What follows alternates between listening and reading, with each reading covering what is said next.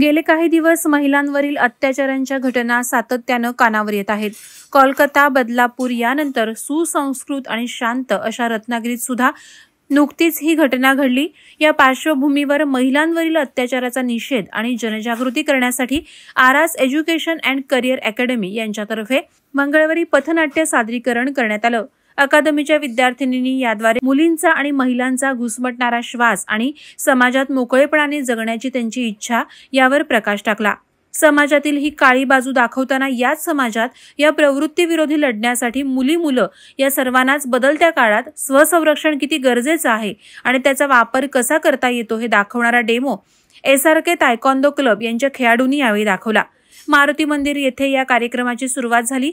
त्यानंतर जिल्हा शासकीय रुग्णालय या ठिकाणी याचं सादरीकरण करण्यात आलं।